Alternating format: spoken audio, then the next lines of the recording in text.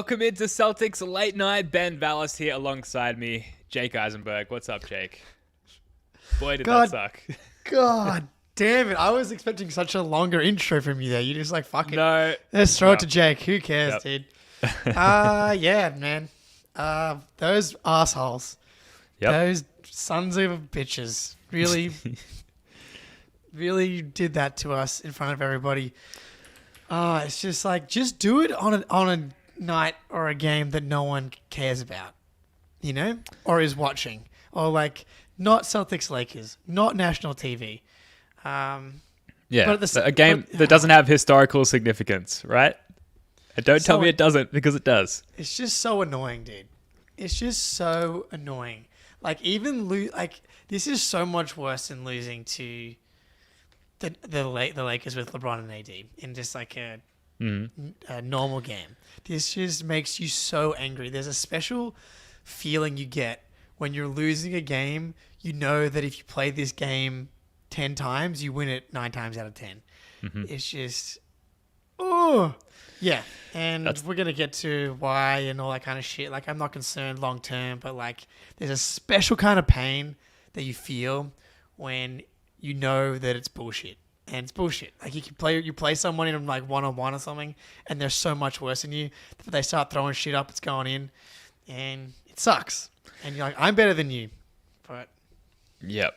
Eric Weiss with a good comment in the chat. Got bad news. I think it's going to be like this until the All-Star break. These guys look cooked from the marathon January. Yeah, that's reasonable. It's bad, but it's like not...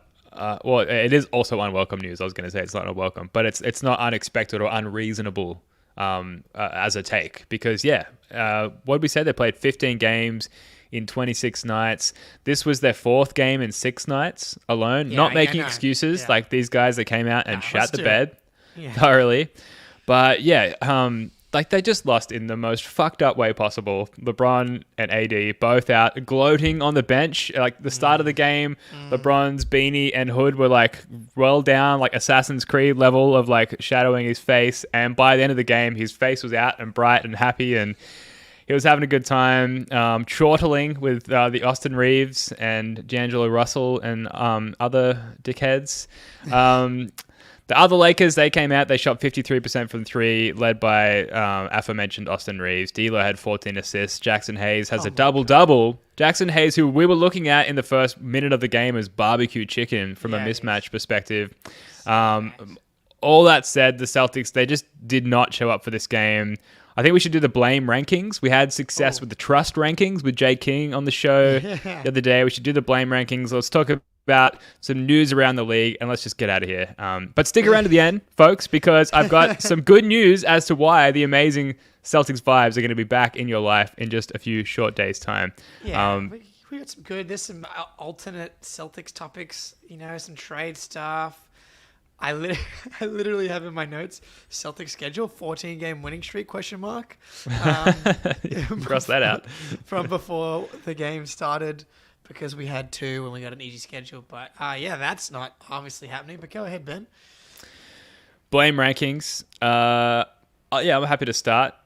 Yeah. AD and LeBron out. The Celtics, they think they've already won the game. This is the Occam's Rosier take, right? Like the simplest explanation is almost always the most likely one, or I butchered that, but you know what I mean.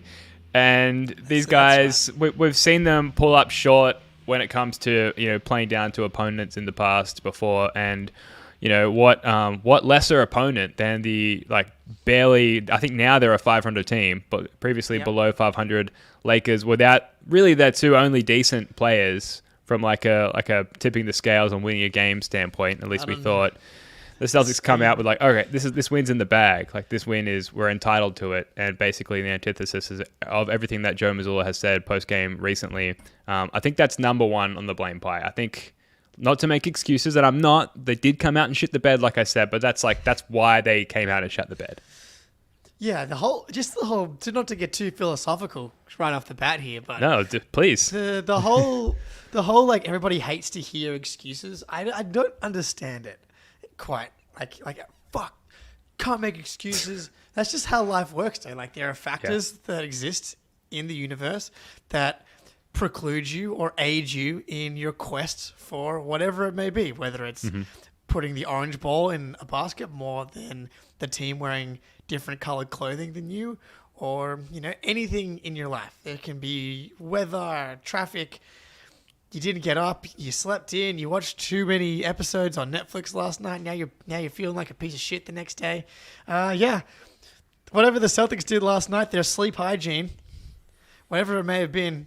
But yeah, absolutely. As soon as the fucking announcement came out that AD and LeBron were out, we all should have bet the house on the Lakers. It's just unfortunate and it's not a Celtics thing. This happens around the league. It's the Doc Rivers theory, or the hypothesis, is that as soon as that happens, your team just, human nature completely lets their foot off the gas pedal, and it happens everywhere. I mean, like the Bucks lost to the Blazers last night, to a fully healthy Bucks team too, mind you. Yeah. OKC did the Pistons recently as well. Yeah, so these things definitely happen, but we all have PTSD. And yeah.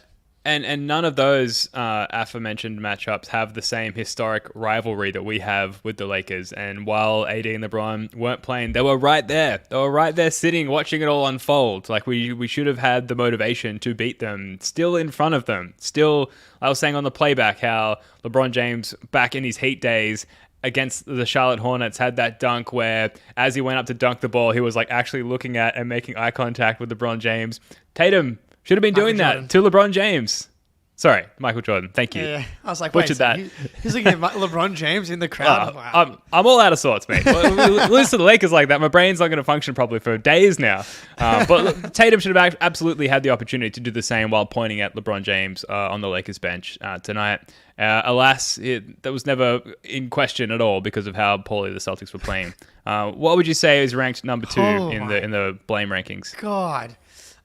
I think it's just off the jump, the turnovers. Actually, no, I'm doing the transition defense in the third quarter, because to start the third quarter, because this was maybe the most infuriating part of the game for me, was they come out, it's a 10-point lead in the third quarter after the first half, which just reminded me of the 3-pointer that Austin Reeves hit over Peyton Pritchard. PP.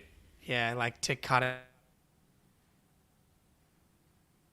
We had cut it to 7. You're like, okay. Oh, you're back. You're back. I'm back. Fuck. I also has having internet issues today, just adding to the fury of my soul. I know. It's not been a good day. No. So they almost cut it to 7, and then that pushes it back out. But it's like, okay, we're right there. We can cut this thing. We can get back in it. And then offensively, the first few possessions were good, but it's like off of layups and made buckets, right down the other end, there's just no Celtics. And it is layup. And the Lakers make their first 3 field goals off just 2 transition buckets, and that right there felt like the game. It was like you could have just come out, you were scoring, you needed 3 stops, and it would have been a 4-point game. And now they come back. They were basically, the game is just a game now. But no, the lead gets pushed out to 10, 12. The Lakers keep hitting shots. And that's it. So my dad's figured out how to watch the YouTube live. This is nice. Huge. Mr. Eisenberg, welcome. Here we go. Welcome to the show. I'm impressed. Putting in a much better effort than the Celtics did. His battle with technology, and equally triumphant relative to the Celtics trying to play down to their competition, unfortunately. But yeah. We seem to have trouble with the Lakers screens tonight. They were setting some meaty, beefy screens and getting a lot of space off of them, and it seemed like we've got good screen navigation personnel in Derek White, Peyton Pritchard, the Jays to a slightly lesser degree. And our switching defense has always been quite fluid. Drew Holiday. Where do you stop naming the competent defenders on this team? And we had so much trouble with the screens that the Lakers were setting in this game, and it's just so not typical of this team's character. But it's hard to know if it began with that as far as the troubles with this game. I don't think it did, which is why it's not at the top of my blame rankings. But they were getting an unusual amount of space and advantage off of their screens, I thought, in this game. Yeah, I thought Drew struggled defensively. Offensively, he sometimes just feels like he has no hands. I don't know how. And again, he has some kind of box score of voodoo magic because in the first quarter, he had 6 assists apparently and like 3 rebounds, and it kind of pointed to him actually playing well and like not having any turnovers. When he had 2 turnovers in the first quarter. I'm like, okay, he wasn't able to avoid the ire of the box score in this situation. But yeah, I thought was kind of a disaster, which is why when we did the trust rankings yesterday, he is absolutely 6th on my list because it just feels like he just loses his mind at times. But I can't put Drew next on my list. It's got to be Jaylen, man. And I wanted to come out here and be like Jaylen Brown, 3-time All-Star, 1-time All-NBA, 27 years old, entering his prime, superstar wing. Thank you, Danny Ainge, which I still feel that way. But I also am very upset. And I think Jaylen may have played his worst game of the season tonight. It was absolute disaster. I will say, lucky for me, I bet on Jaylen to score 6 points in the first quarter, and he somehow did that. And ended the, it's about all he did. Yeah, so I got to shout him out for that. But he ended the game with 8 points. So that's just... the fact that he only took 12 shots speaks to the fact that he got benched in the third quarter. And Joe, I don't think there's... I mean, people always get me mad at Joe when they lose because that's the easiest thing to do as a fan is to blame the coach. And he tried, dude. We'll get to Joe maybe in a bit, but he tried. He benched Jaylen and Porzingis because they're playing like dog shit. Yeah. Yeah. From the jump, they were playing like dog shit, and you think, okay, give him a chance. I'm not going to bench him to start the third quarter, but they came out and were a disaster again. Which is why Jaylen only has 27 minutes played in this game because it was awful on both ends. You talk about these screens. He's been one of the best wing defenders in the NBA. He has been playing the best defense of his career. He looked like frickin' Damian Lillard dying on some of these screens out there today. It was so bad. I died a little with every failed screen navigation attempt as well. Yeah, man, the cookies back in the jar, the cream back in the carton, pop it back in the fridge. Jeez, we don't need it. Moldy. We pulled it out and the cream curdled. Absolutely. We did not check the best use by date on the cookies and cream tonight. Jesus. We did not. Food poisoning. I would add the Lakers defense to my blame rankings, and that's like full credit to their defense.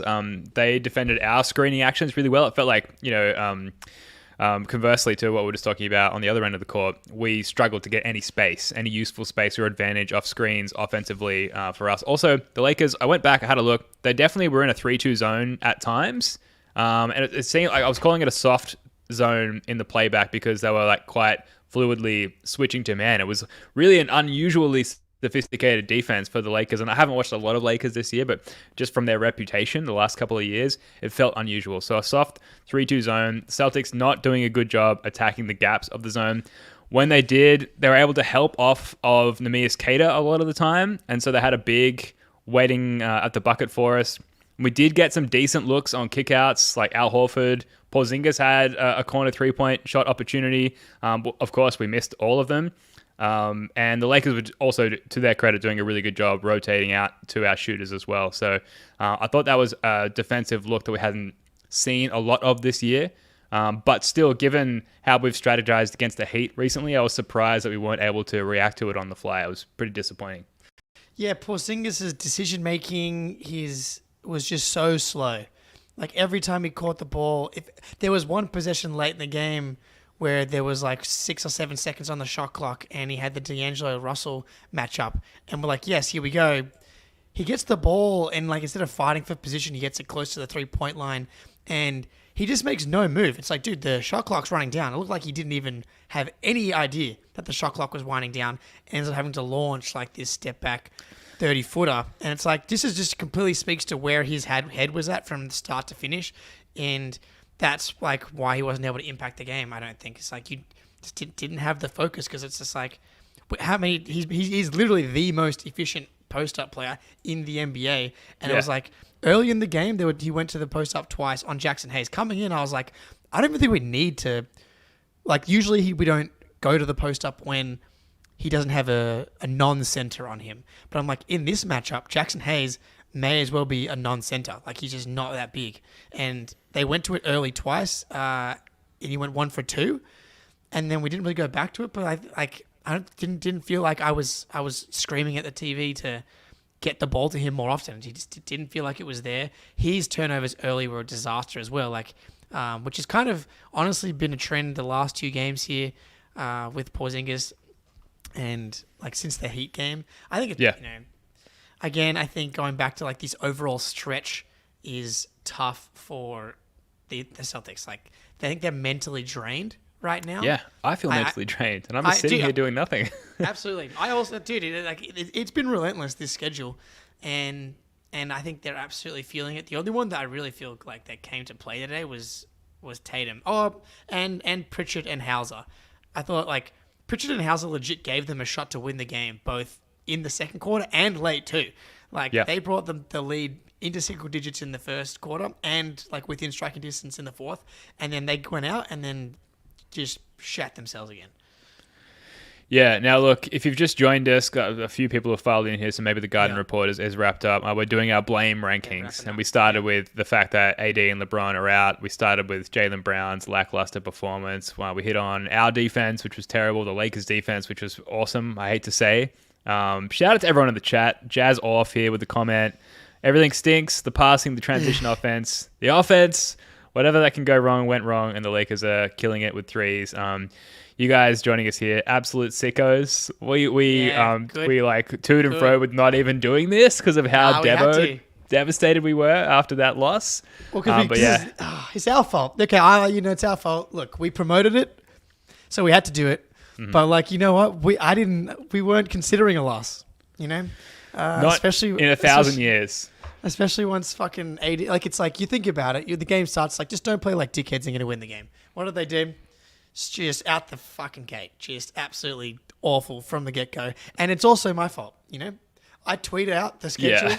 That's my bad. Put that in the blame rankings. Jake's tweeting. You could easily put me at the top here. Screenshot of the schedule, including the last 2 wins against the Pelicans and the Pacers, and then the schedule for the next 14 games. And I'm like, I think we could be looking at a 14-game winning streak here, and that's my fault. Have we learnt nothing after last year when we went to that pub and I was like, we're winning the title this year? Like, you just can't make these wild declarations. It just gets us into trouble. That's a small little baby. Yeah. Well, 14-game winning streak is no easy feat. It's kind of a big deal. But you tell me, Lakers with no Anthony Davis and LeBron James, Grizzlies, Hawks, Wizards. Now the Heat, that was like, okay, we could lose that one. Nets, Bulls. Knicks have no Julius Randle. Joel Embiid is now out, which we're going to get to talk about later. Mavs, Warriors, Cavs, Nuggets. So it was like that little stretch, if we would have made it to there, would have been like 12. And it's like the Mavs kind of stink. The Warriors kind of stink. Call me a madman. I was drinking the Kool-Aid. I understand the reasoning behind the thinking there and the tweeting it out and the confidence. I understand all of that. I've been there. But like, you do the dance have a little dalliance with the basketball gods. You mess with the cosmic energy. Not good. Things happen. Yeah, so and don't try and tell me otherwise, people in the chat. Yeah, hand up. Absolutely. People called me out for it, and I think that's totally fair. And I've learned my lesson. I'm going to be better. Stop tweeting out Celtic propaganda. Maybe just start tweeting out whatever the opposite is. Celtics hatergander. Like There's already enough of that. There's a lot of that going around. Like, I mean, I'm not even gonna. I can't mention the refs yet because, but man, they're frustrating me. Tatum just could not get a foul call all game. And then Delano Banton comes in the game and gets a fucking foul call as soon as he gets on the court. I'm like, okay, cool. Delano Banton has a better whistle than Jason Tatum, apparently. That's infuriating. Because like people want to scream at Tatum for not going to the rim all night, but like he did go to the rim a lot. He took 10 threes, and he went 5 for 10. And he ends the game 8 for 21. Every time he went to the rim, he should have ended this game with 10 assists. I thought Tatum played a really good decision-making game for the most part. Same. Like, they were collapsed. And this is this is the cycle of an NBA game. Early, they were lazy, and they were taking the quick... And to be fair, there were a lot of open looks that they were missing, but it was not off paint touches. When the Celtics were at their best is when they're collapsing the defense with paint touches, which Tatum was the only one who was doing it really effectively, consistently tonight. But early in the game, they're just taking they're creating little advantages, quick passes around the perimeter, open shots, not driving closeouts really, and they're just missing. And that allows the Lakers defense to just play a certain way where now you kind of have to prove it with your made threes, and as opposed to doing it the other way around.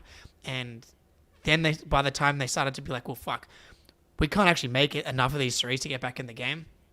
I'm going to start getting downhill. They're collapsing. It's like, well, do you want Tatum just to continue to force these shots up at the rim when he's not getting foul calls and they're just defending the shots at the rim? And so he's not able to get clean looks up.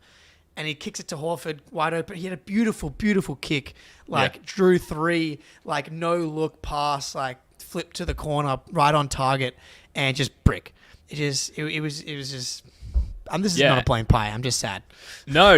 Tatum was maybe the one shining moment from this game. He had a few good passes to Sammy Buckets and Peyton Pritchard as well. It was sort of later in the game where we'd missed enough threes that there was some indecisiveness in the offense. And there was one where he found Pritchard in the corner and he pump faked and he went to drive and he got cut off and then he pulled it back out. Yeah. And by then, the defense from the Lakers' perspective had an opportunity to set. And if you just jack that up and, take the shot with the wide open space that Tatum's playmaking affords you, then you're starting to develop a little bit of rhythm with the offense. Anyway, I'm getting into the territory of pretending that I'm a coach and I know what I'm talking about. So I'm gonna back out a little bit here. But yeah, Tatum is great, and we'll circle back on Tatum's in a minute. But just to finish Jake, do you do any coaching? Hey, I was just reading. I was like, I don't know. Maybe I don't do any coaching there. I teach kids swimming. That's that's as close as we get. But yeah, continue, Ben, as you would. I reckon you'd be a great coach. Okay, so just to continue down the blame rankings very quickly, you mentioned that you weren't going to take the turnovers before. I'm taking the turnovers because they were so bad. Maybe the worst of all is the adventurous passing, the speculative passing of Kristaps Porzingis, who, just come on, man. Those looks aren't there. He's trying to bounce pass on when he's popping and Jaylen Brown is cutting to the rim. He's trying to find these bounce passes where there's the passing lanes are not there at all. They're so far from being even close to there. And he continues to try and force it. It feels like he has an internal quota of how many cookies and cream connections they need to have on a given night. And we're all aware of that. So of course, NBA scouting teams, defenses are going to be aware that you guys are looking for that as well. Sad dudes banging. Thanks, Landon. Sad dudes banging. So the turnovers, we had 9 in the first quarter. What did we have for the game? That's 15. The thing. It wasn't too bad for the game. It was just the tone early, dude. If you don't do that, then the game is completely different without the turnovers. You could easily put that at the top of the blame rankings. Yeah. Have you got anything else to add to the blame rankings? We're getting into the reads here a little bit. But there are a few more things, I think. We got talk about Derek White. Yeah. Ooh, can we bring ourselves to have that conversation? Disparage the great man. 4 for 11, 1 for 5 from 3. But again, so he has the 2 turnovers. I think they're both in the first quarter as well. It's just that's why LeBron and AD actually is number 1. Them being out is at number 1 because actually only one of them in the first quarter. Because it was just a cascading effect, and I just don't know what you do. I'll ask the questions to you that Joe asked of Gary Washburn. Do you have kids, Ben? Yeah, I do. do you have a wife, Ben? I do. Yeah. Do they always? I'm gonna be so grumpy tonight. I might not tomorrow. But sorry, I cut you off. You currently have a wife and kid. Do they always listen to you?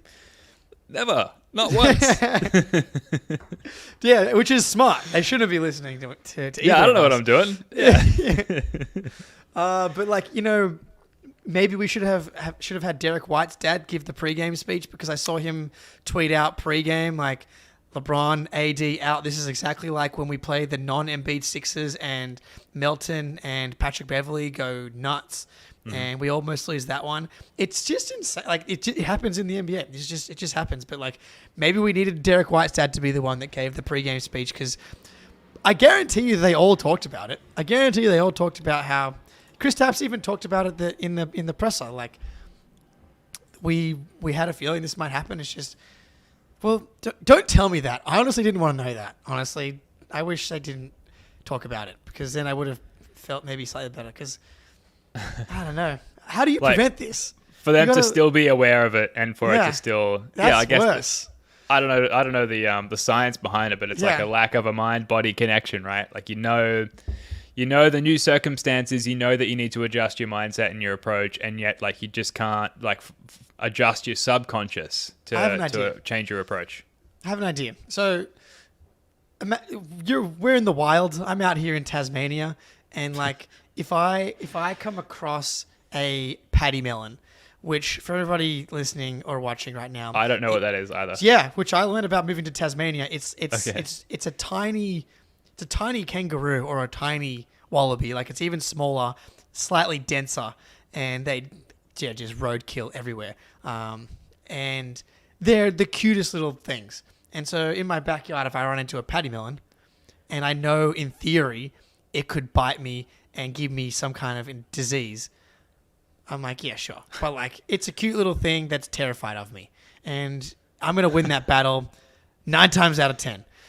But like, I should still be on my toes in case it attacks me. Whereas like, if it's a freaking lion in the wild, I'm gonna just be on my toes. I'm gonna be ready to go at any point. You know, like, I'm not gonna underestimate the threat of a lion or a bear or a shark. But when it comes to, you know, a slightly less intimidating animal that still in theory could kill me, I'm just not going to give it the same respect.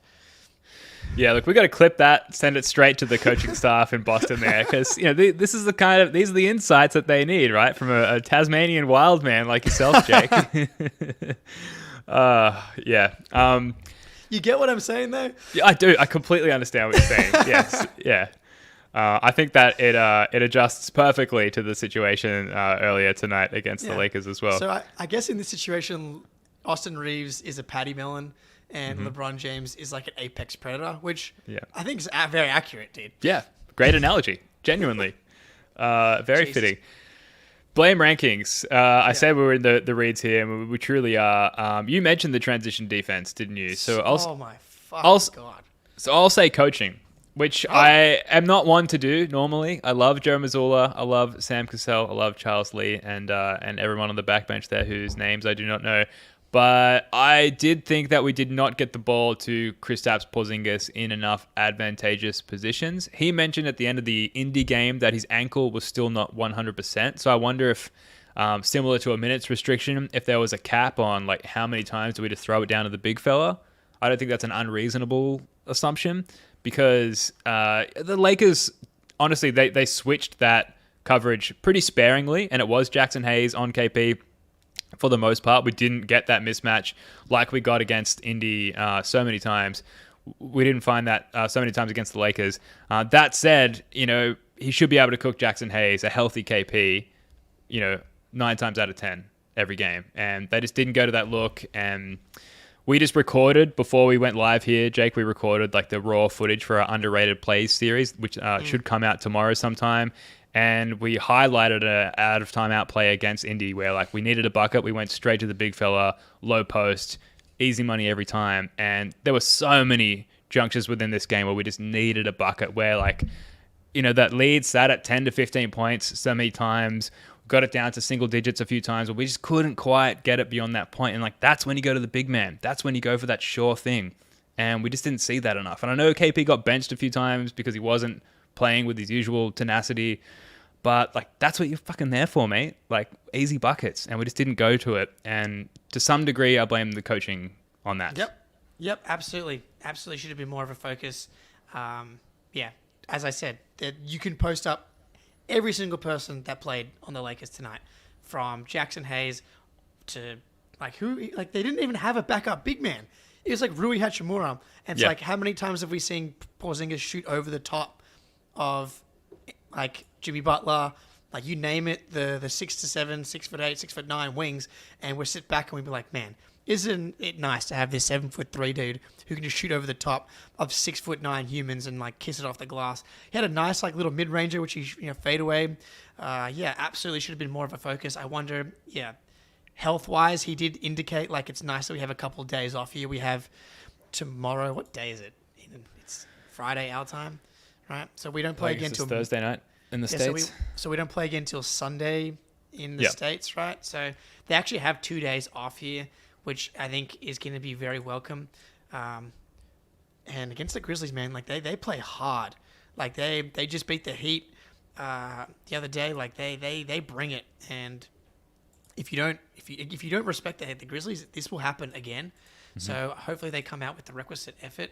But yeah, like absolutely, coaching is fair tonight. On top of that coaching, like I don't hate playing Cater. Like I get you probably need to play Cater some minutes tonight when Cornet's out. But why double bigs with Cater and Horford or Cater and Pate and KP? Why are we like Joe is obsessed with like leaning big, and I don't hate it in theory, but there's been so many times this season. The Thunder game in particular comes to mind. We try and go double big against a team that's just like so quick, and it's like we have awesome small ball options here. Like it's not like I don't know if in his mind it's like we want to play our way, we want to dictate the style or try and take advantage of the way they're playing, where it's like whatever they're trying to do, we can do better than them. You want to try and go small ball with Rui Hachimura at the 5? Sure, let's go Jason Tatum at the 5 or O'Shea Brissett at the 5, and then all of a sudden it's Jaylen, Jason, Drew, Derek, like or Hauser or Pritchard, all these guys with skill, speed, shooting, and passing. Let's try that way as opposed to whatever's happening right now. Like lean into athleticism. Especially like with some of the bench guys, like get a small lineup with O'Shea, Hauser, Pritchard, Tatum, because that actually worked a little bit. Tatum and the Whites were cooking there a couple of moments tonight. Get Tatum, Pritchard, Hauser, Brissett, and then give me Derek, like because Drew, definitely higher on the blame pie than Derek, even though he didn't have a super clean game either. Like I want to see that lineup in a night like that, even with Jackson Hayes out there. Like we couldn't fucking rebound with it like it felt like with the bigs out there either. Yeah, and that you have to imagine is the reasoning from Joe's perspective to go double big is just to try and tidy up this whole second chance points situation and just try and vacuum up more rebounds. But it's not working. And sometimes like more than just having a big fella to go up and get the board, it's having someone with the athleticism to like body up a defender and box someone out and allow the rebound to come down to one of our guys. So it's not always double bigs. That is the solution rather. But yes. Anything else that you'd add to the blame rankings before we move on to some more audience-friendly stuff? More audience-friendly stuff. No, I mean, I think like we pretty much covered it. Like, I think Al didn't have a super perfect game, but he still hit 2 threes. I thought he at least was pretty solid on the boards relatively. I don't actually have he was not anywhere near the top of the list for me. And Tatum actually, I thought played pretty well.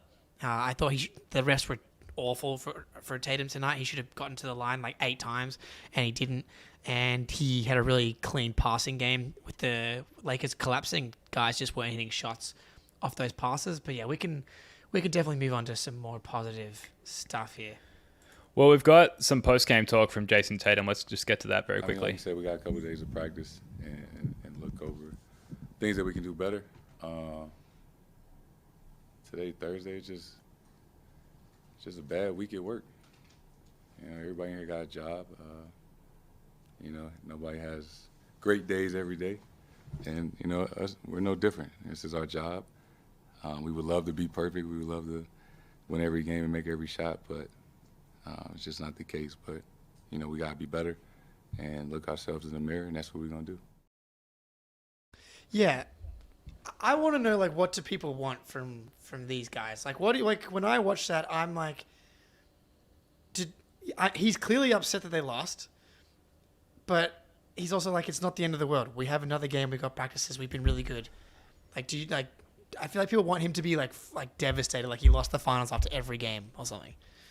I think he's really good at nullifying journalists trying to build certain narratives off short-term sample sizes. He's really good at shutting that down and moving on. And secondly, great jacket. I got to call out. That is a fine jacket, which I could never pull off. But good-looking guy in a good-looking jacket. Absolutely. But, that's the mentality that I think he has developed because he's a veteran. He's a 25-year-old vet in the league, and he's seen enough success and, like, more importantly, enough getting to the line of winning it all and then not quite making it to understand, the hills and valleys of a regular season. And he's just so quick to acknowledge that in his post game. And really, after a loss like this, and where like these emotional fans, and we're just like, what's going on? What's going on? Is it the team? Is it an individual? Is it the coaching? And then for JT to come at that and just like calm everyone down, including the media, I think is just part of his overall leadership package, which is great. Yeah, I never too high, never too low. Like, unlike me and us as fans, I get way too high. I'm talking about 14-game winning streaks. I'm pretty good at not getting too low. That's probably I'm better at that part. It's way too high. I handle my come downs quite well. Maybe that's a broader trait that I've always been able to handle. Congratulations. Whether it's life or whatever it may be. But yeah, as Landon, I'm kind of with you. It's like, take a breath. This fucking sucks. I like the way that Tatum handled that. It's like, yeah, dude, we sucked. We're having a bad kind of week. We're still finding ways to kind of scrape out wins here. And the NBA has thrown just this hellish stretch at us. And I'm playing 35, 40 minutes a night. I missed one game, I think, in this month. And it's just like, yeah, dude, I'm on pace to play 72 games and be one of the best two-way players in the league. I tried tonight. I didn't throw blame to anybody. He said we sucked. He did. We did. Tatum needs a nap, and we need a nap. Yeah, definitely. Yeah, like the energy's lower as a result of a game like that, but I think in general, it's just that part of the season. And especially when the expectation is, like, just win the fucking thing, right? Like, it's almost like, see you in the playoffs, especially with how the season has gone so far. There's almost no remaining questions. Nights like these, unfortunately, some questions do arc up along the lines of, like, can we get it done when we need to get it done? But really, that's just because of, like, that's kind of all we've got. It's such a reactionary league, and there's so many games every day or two or three that you've constantly got a new piece of data to react to. But, like, ultimately, we know how good this team is. We've been shown how good they are, and so to some degree, it's just like, wake me up when it's the playoffs, right? You have to imagine that feeling is permeating throughout the team also. Yeah, what I think is fair to want is another dominant stretch. Like, we've had that throughout this season. It's definitely been it's been inconsistent in this month, but, like, there's a reason for that. It's because the schedule has been outrageous, and you can call that an excuse all you want. Yeah, it's an excuse. There are reasons to why things happen in this world, and the Bucks, for example, have had the easiest schedule in the NBA, and, like, once we have a bit more of breathing room, what I want personally is to come out of the All-Star break and go on a run and feel like people, like, they're locked in for, like, a good stretch, because they're not going to have that excuse. It's a little bit frustrating because, like, we're getting really close to just completely wrapping up the 1 seed, and, like, a win like tonight would have, like, pushed us a little bit closer to that.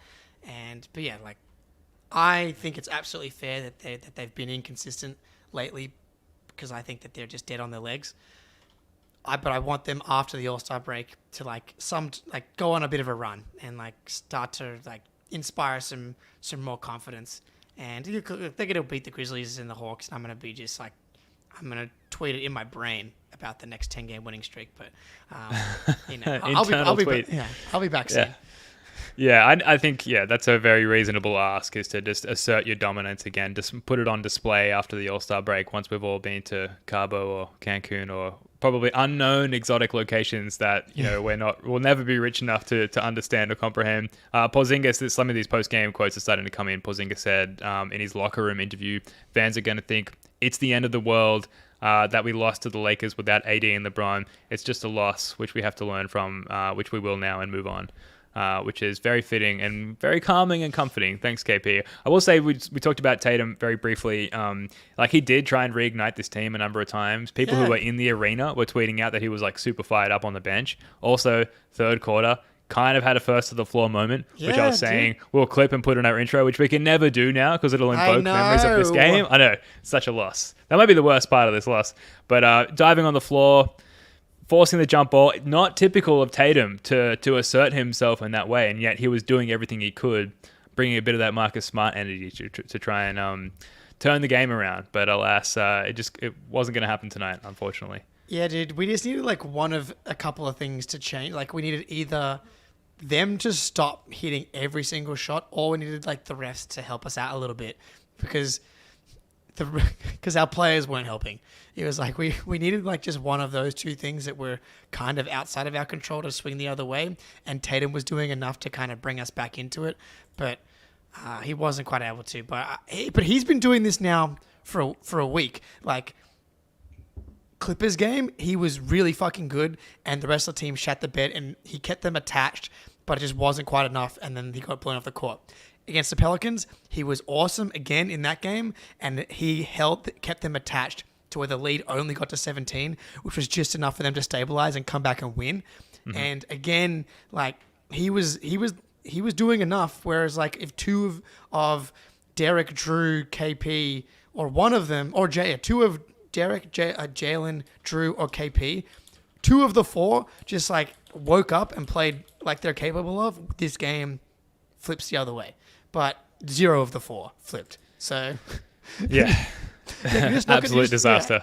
You're just not going to win that many games when like one of your top 5 players plays well. Mm-hmm. Yeah, absolutely. It just wasn't going to happen tonight. And I think in hindsight, you can like look back at the game and you can get that sense. But during the game in the playback, we were like, surely we're just a run away, because we were at that distance all game. So many times. And the run just never really came. We cut it down to 6 at one point, but then it was quickly back up to 12. God. All right, we gotta just dust our hands, move on. Throw that one in the scrap bin and move on. It never happened, Jake. There has been some news around the league today, so let's wrap up on this and let's get the hell out of here. What do you want to start with? Jaylen Brown, second-time All-Star, third-time All-Star. Yeah. And then Derek White, no-time All-Star. Derek White, no-time All-Star. Kristaps, no-time All-Star. But still potential with Randall, Embiid, and honestly maybe Halliburton missing the game. So there'll be minimum 2 slots available. My guess is we get one more Celtic. My prediction would be Derek and not Porzingis based on games played, just because of how much of a focus the NBA started to put on availability. So like they might lean on rewarding someone like Derek, who I think's missed 2 games, maybe 3. So that would be my lean on that one. But I don't know. Who would you lean if a Celtic gets a nod? Who do you think it would be? Definitely Derek White. And I think the media machine, as much as we despise the JJ Redick podcast on this show, has done enough work to keep his name at the forefront of people's minds. And I, obviously biased Celtics fan, but I do think that there is a nice sort of narrative aspect of Derek White, from where he came from, how he came to be an NBA player, didn't have the traditional route to the pros. I think that's a really nice story, which the NBA loves, and they can do their clip on YouTube with a lot of slow motion video and the piano music and all that stuff, which I will literally cry human tears while I watch. But I feel like that we're on the cusp of that happening, Jake. So I feel like Derek White is much more likely. Yeah, and you'll love this comment here from Efrain Ramos, our late night regular here. Yeah, this is a terrible omen to let fucking Kristaps play in the All-Star game. Do not let... Remember Kemba playing in the All-Star game? And like Nick Nurse played him an extra few minutes, and we'll never know if that actually was the reason that Kemba's knee turned to dust, but very much coincided with it turning to dust. So definitely do not let Kristaps play in the All-Star game. That would be a freaking disaster. But yeah, then I guess the other piece of this, Jason Tatum, 5-time All-Star, pretty fucking cool, and he's gonna be first team All NBA probably, just because Embiid's not gonna make it for the game cutoff, and probably some other guys won't make it. Minimum he'll be second team All NBA, so that'll be like 5-time All-Star, 3 or 4-time All NBA or whatever, and then Jaylen Brown, 3-time All-Star. He's going to have a shot to make All NBA as well, because he'll make the 65 game limit as well. Yep, good point. Thank you, Danny Ainge.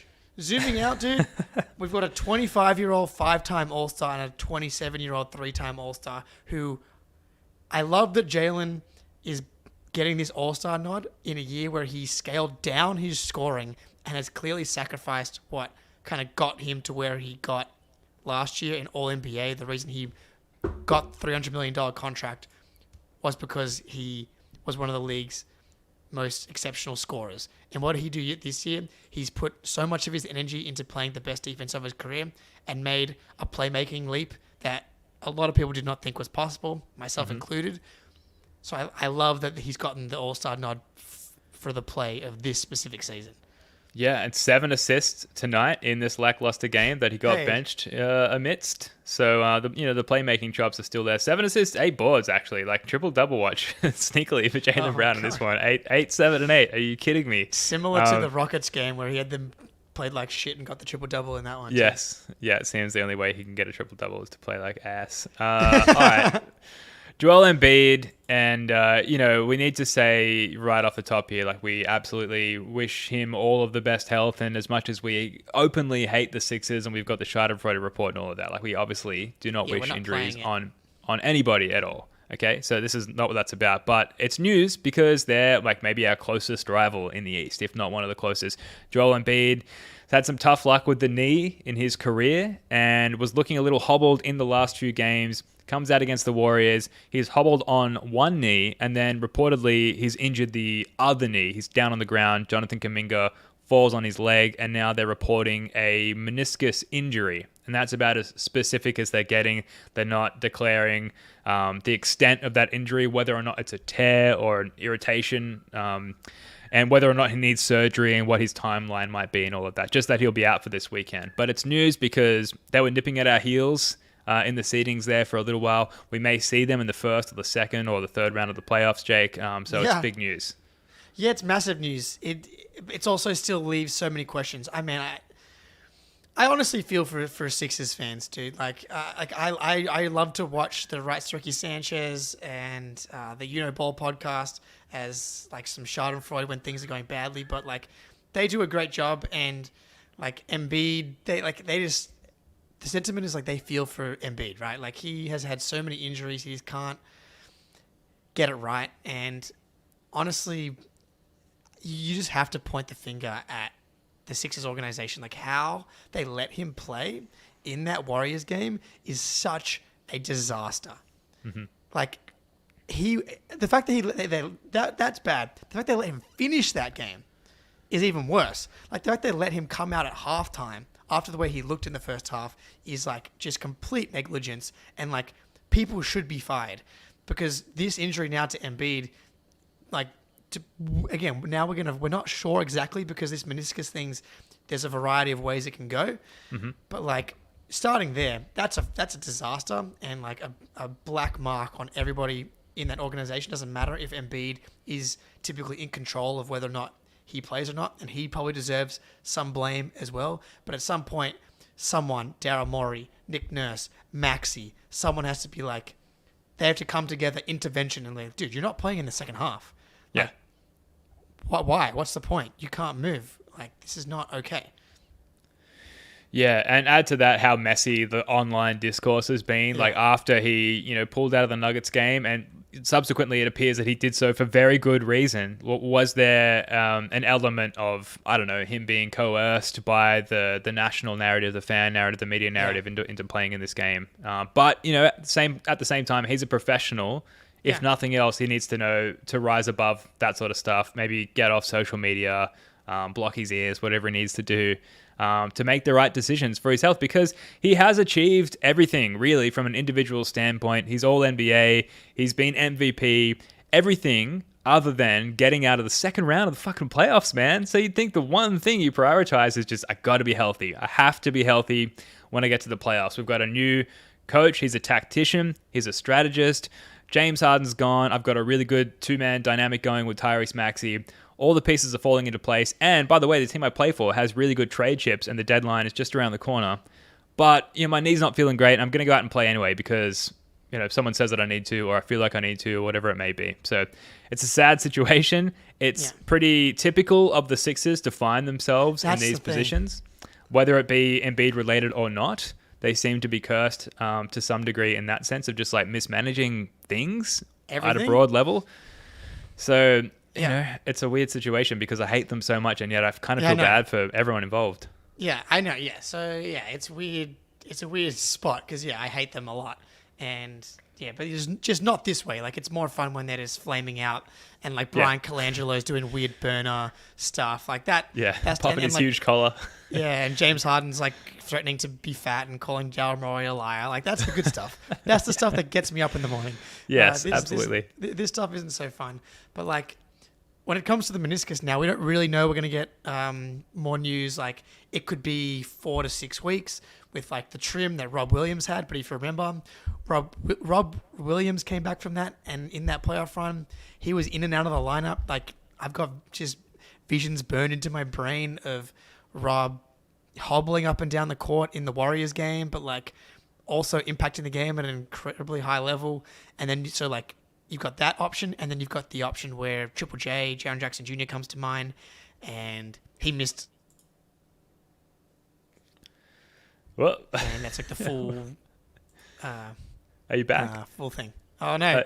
Okay, we caught most of it. You just froze at the end there. Yeah. Goddamn Internode. Terrible internet provider. Damn you, Internode. Tasmanian internet.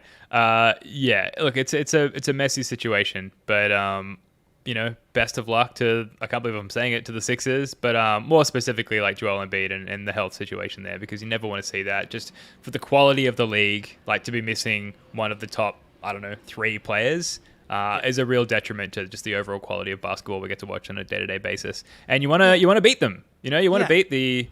I'm getting distracted here by the chat because there's a lot of love going on in the chat here. We've got Landon dapping up everyone dapping up Landon. It's good to see. While you're here, folks, I guess this is the part of the show, Jake, before we wrap up, who appears to be frozen again, where we ask you to like the stream and subscribe and do all that stuff if you can. Smaller crowd here, given what happened tonight against the Lakers. Jake's back. So, while you're here, like that stream, help us put this show in front of more people. Obviously, liking the stream helps us with the algorithm and all of that. And if you're here for the first time, hello, please subscribe to the channel. It'd be much appreciated. Hi. The Celtics don't suck. Yeah, do. We're gonna have a great time. Things are gonna be better. I think we can move on from that one. I have one more thing. I actually had 3 more things on my list, but I can't talk about 2 of them because they are jinx related, and I need to delete them from my sheet here because the basketball gods demand it. You'll never know what that was, so can't curse us. I'll ask you later. Trade deadline. We're less than a week away. Firstly, we'll be doing a stream at the deadline. I believe it'll be 7 a.m. our time, Ben, if I'm not mistaken. Yeah, so we'll get going at, I guess, 6 a.m. our time, just so that we're there for all the announcements heading up to the deadline. Yeah, so that'll be good. And, there's not a lot of buzz, really, at the moment around anyone in particular. Some of the Nets guys like Royce O'Neal and Cam Johnson and Dorian Finney-Smith, but Celtics in particular had that Jaylen Tate report, which I'm okay with. I'm okay with Jaylen Tate. He's kind of just like the guard version of O'Shea Brissett. I think he's a lot better than O'Shea Brissett, a little bit more skilled, but like not really moving the needle, in my opinion. A guy that popped up on the timeline today, I get your thoughts here. Dario Saric. He makes $2 million. People are always talking about another big man. Shooting 40% from 3 over the past couple of seasons, 37% for his career, so I can legitimately shoot it over a long sample size here. Thoughts? Yeah, well, compared to Jaylen Tate, who makes 6.5 mil and therefore can't be acquired with the TPE, and you'd be stacking multiple bench pieces to be able to make the salaries work and acquire, someone like Dario Saric, it just makes so much more sense. And yeah, like a big fella, can grab a few boards, good basketball acumen, like sets good screens, like plays a good game, high IQ. Yep. He knocked down a bunch of threes against us the last time we played the Warriors. I don't know what his career or season averages are, but he can hoop. 40%, dude. 40% okay, there you this go. year. Yeah, he can hoop. And really, if we're not having to give up much we've got an open roster spot still. We do have, I think, a bit of an obvious skill set gap on our bench, where I think we'd like to, maybe not for the playoffs, in fact, definitely not for the playoffs, but for the rest of the regular season, we'd probably like to go one person deeper in our rotation. Saric is affordable. Let's be honest, not a huge needle mover, but probably useful in the regular season. And I think as far as maintaining our main guy's health for the rest of the regular season, like that might be worthwhile in itself. That said, $2 million in salary, you're paying a fuckload of tax just to get that guy in, so it better be worth it. Yeah, I don't even care about the tax. It's only the $2 million. You just got to make moves, and I think that if KP has to miss a game or two, speaking of, there you go. You guys concerned about KP longevity wise? Not really. Yes. I mean, short answer is yes. I think a little bit, but we've got a pretty good sample size over the last couple of years now. He's talked a lot about how he's changed his routine and his body. The injuries he's had this year have just kind of been a couple of ankle rolls. He had calf tightness for a week. Pretty standard stuff. And they're doing a really good job of being careful with him as well. So if I'm 2% or 1% concerned about Jason Tatum and Al Horford getting injured, I guess I'm mid to high 20% concerned about Porzingis, but that's just the reality of the NBA. But Dario Saric and our actual ball knower in the chat here, Eric Weiss, Dario Saric would definitely be in the playoff rotation. He's legit, man. He's played in playoff games before. Really, as you said, really skilled. I think he'd be an excellent addition. The question is, for how much do you have to pay to get him? In theory, not that much. The Warriors are the 12th seed as it sits today. The trade deadline's a week away, as I said. It's they kind of have the answers they need. This team does not have it. I know Draymond's missed a bunch of the season, but it's how much are you willing to pay for Dario Saric? We're going to have probably the 30th pick in the draft, technically a first-round pick. Would you trade that pick for Dario Saric?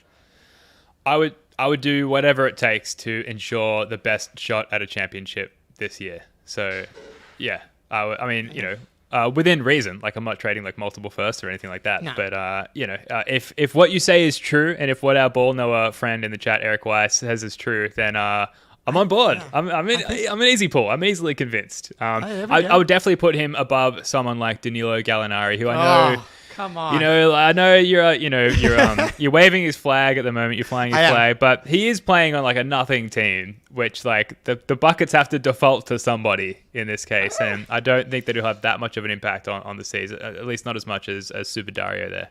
Yeah, and I wonder maybe Dario could even be a long-term option potentially. You re-sign him in the $4 million range. The problem is he'd play well in big games for the Celtics, and then he'd get signed away. But if that's what happens, that's a good problem to have. So it's still worth giving up. Win the title. Do whatever it takes. We're right there. If you have to make a couple extra signings, you have to pay a boatload of tax. Yeah. Please do it. Super Dario memes would be amazing, I'm sure. I will say though, I'm still in on Gallo. If you aren't able to get Saric, I definitely would have Saric above Gallo. But and I know I'm waving the flag right now, and it's partly tongue in cheek. I'm not really super in or out, but I will say he is if you want Kristaps Porzingis insurance, firstly, it's incredibly hard to find that. Dario Saric, I think, provides a little bit of that, and Gallinari provides a little bit of that too on offense. Last night against the Pistons, 20 points, 6 for 8 from the field, 4 for 4 from 3. Since getting to Detroit, he's shooting 100% from the 3-point line. Mm-hmm. Granted, that's over 100%. 100%? On how many attempts? That's less than 10 attempts. But it's pretty good. It's really, dude, you talk about orange ball going in. This guy is he's going to be able to do that until he dies. He's 6'10". He can still post up smaller dudes. He can hit you on cuts. He's just a super high IQ guy. And I guess he's absolutely budget Kristaps. Gets himself to the free throw line. He's a great grifter. Now, defense. He's tall. That's all I got for you, really. But that's all there is. There's nothing else. but that's why he'd be a buyout guy. And the rules are weird because I know we traded him, but he's been traded a second time. I think we can sign him as a buyout guy because he's under the mid-level exception. Someone pushed back on me on Twitter today, but I think we can. Saric is basically discount Kelly Olynyk, because I know someone in the chat said that earlier. So that's just a name I'm floating out there as we get a week away, as we get closer. Interesting. I can't wait. I can't wait for that live stream. It's always like, I have to set an alarm for 5:30 a.m., but I don't really need to because I've kind of been awake all night, just like scrolling Twitter and looking for Woj bombs and sham wows. So that's going to be lots of fun. And Brad Stevens, we've got to fill that 15th roster spot. So if we don't see fireworks, relatively speaking, at the deadline, we're probably going to see some buyout news in the ensuing week or so. So it's going to be fun. I mentioned we'd end on helping you understand why the good Celtics vibes are going to be coming rocketing back into your life within a few short days. And that is because Marcus Smart is going to be back in TD Garden in a couple of days' time. We're going to be live on the Celtics blog playback room, playback.tv/Celtics blog. Marcus Smart sort of tucked away on the bench there. He can't hurt us. He can't use his energy, his Cobra strikes against us, but he will be there. There's going to be lots of hugs. There's going to be lots of tears, I would imagine. And, we'll probably win as well, to be honest. We're not going to lose 2 in a row in TD Garden against under 500 teams. Please tell me I'm right. Not. Surely not, dude. Jesse's in the chat's going to be there. Nice. We're going to have to get some, get the updates, get you live in the playback room maybe at the halftime. But I wish Marcus was playing, because if Marcus was playing, then I would almost feel more confident that we're going to win this game. I almost can guarantee you that freaking Jaylen and Jason have no idea who Gigi Jackson and Vince Williams are. They're not paying attention to that shit, I don't think. So, I'm a little concerned. My only, hope is that, the Grizzlies were actually quite injured when we played them in the first matchup in Memphis. I'm pretty sure Marcus missed that game too, right? And he did.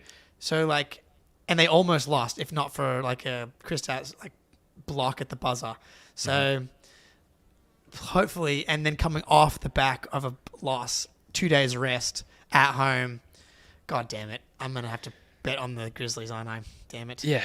But somewhere out there, some Celtics content creator who works for the team is polishing off the Marcus Smart tribute video as we speak, putting the finishing touches on it. Everyone's gonna. There's not going to be a dry seat in the house, a dry eye in the house. Try, definitely. I mean, hey, try seats. I mean, depending on who you're talking about, it could not be dry. But I guess my question to you is, how many tribute videos do you want? Because we had Dame. Going back to the Blazers last night, and he got 2 videos. He got one, his on-court stuff, and a second one about his off-court, community stuff. So, and when do you want them? Do you want them halftime, quarter time? I'll leave it to you. I think first stoppage of the game, especially because he's not on the court. First stoppage, even if it's a timeout 1 minute into the game because Mazur is frustrated with us coming out lackluster. Again, you got to go straight to the tribute video, and then you sort of cascade down into the community service. And he might even be deserving of a third video. I don't know what that would be. Maybe folks in the chat, if you've got any ideas, let us know. So I know when it was Pierce and KG, and that's another tier of farewell entirely. They had videos throughout the game. Sure. They had all kinds of moments. I think IT, when he finally came back around, and because of the distance there, how long it took for him to finally get his tribute, he only had one fairly soft tribute, unfortunately. Smart's going to get at least 2. I guess I'd set the over-under at, I guess 1.5 is 1.5 is the number, yeah. I'm taking the over. I think... population. I think it's tough because they're going to have to pivot potentially after seeing Dame get 2. I mean, Dame is literally the first or second greatest Blazer in franchise history. So 2 for that type of guy makes sense. Marcus Smart, if you're ranking greatest Celtics of all time, he's probably of our generation, he's probably cracking the top 20. But of all time, he's we're on the younger side here, so he's probably going to be higher on my personal list. He's easily in the top 10. But Pierce, he's the 3rd greatest Celtic, maybe top 5. Top 4. Pierce. There's a lot of great Celtics. He's top 10. I can hear my dad now. I'm like, oh no. I'm because gotta have Havlicek and in the top 5, Cowens, and these guys, but just obviously for me doesn't quite hit the same. But obviously Bill and Larry have number 1 and 2 locked up, but Pierce has got to be in the top 5. Yeah, a lot of great Joneses have played for A lot of for the Joneses. a lot of great Joneses. Might be the best yeah. name in all of Celtics history, the Joneses. Yeah.